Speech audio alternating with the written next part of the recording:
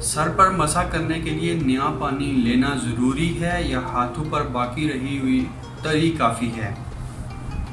نیا پانی لینا بہتر ہے، لیکن اگر ہاتھ دھونے کے بعد باقی رہی ہوئی تری سے مسح کر لے تو وہ بھی کافی ہے، مگر جب ہاتھ سے ایک مرتبہ مسح کر لیا تو پھر دوسری جگہ اس سے مسح کرنا جائز نہیں، یعنی ہاتھ سے ایک بار مسح کر دیا تو دوسری بار کرنا جائز نہیں ہے۔ اسی طرح اگر ہاتھ پر تری نہ تھی اور کسی دوسرے دھوئے ہوئے یا مسح کیے ہوئے عضو سے اسے تر کر لیا تو اس سے بھی مسح جائز نہیں ہوگا۔ تیسرا سوال ہے، اگر ننگے سر پر بارش کی بوندیں پڑ گئیں تو سوکھا ہاتھ سر پر پھیر لیا اور ہاتھ سے بارش کا پانی سر پر پھیل گیا تو مسح ادا ہوگا یا نہیں؟ جی بالکل ادا ہوگا۔ وضو میں آنکھوں کے اندر کا حصہ دھونا فرض ہے یا نہیں؟ آنکھوں کا اندر کا حصہ، ناک کے اندر کا حصہ اور منہ کے اندر کا حصہ دھونا فرض نہیں۔ اگر کسی شخص کا ہاتھ کونی سے نیچے کٹا ہو، اس سے ہاتھ دھونا ضروری ہے یا نہیں؟ ہاں، جب تک کونی یا اس سے نیچے کچھ حصہ باقی ہو اور باقی حصے کو دھونا فرض ہے۔ اور آگے جو ہے یہ وضو کے باقی مسائل ہیں۔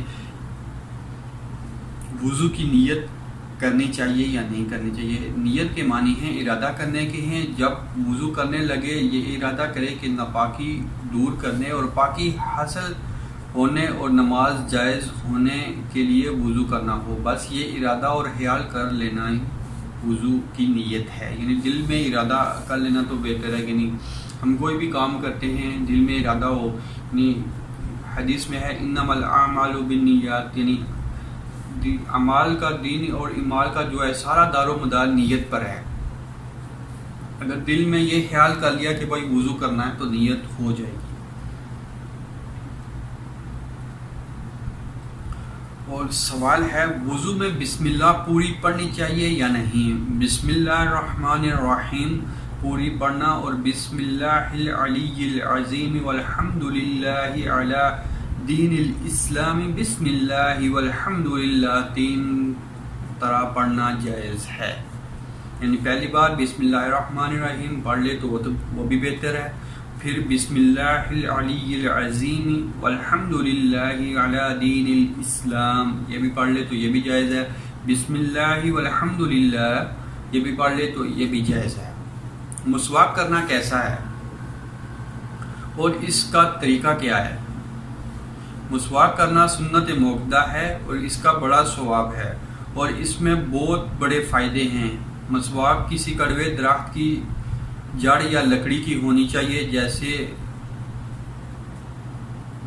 پہلو کی جڑیا اور نیم کی لکڑی کی مسواک بلشت، یعنی ایک پنچ جو ہے نا سے زیادہ نہ رکھنی چاہیے، اور اسے دھو کر مسواک کرے اور دھو کر رکھے، اول داہنی طرف سے دانتوں میں پھر بائیں طرف سے دانتوں میں کرنی چاہیے، 3 مرتبہ مسواک کرنا اور ہر مرتبہ نیا پانی لینا چاہیے۔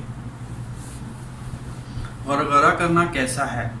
وضو اور غسل میں غرغرہ کرنا سنت ہے، لیکن روزے کی حالت میں نہ کرنا چاہیے، دانے ہاتھ سے کلی کر لینی چاہیے۔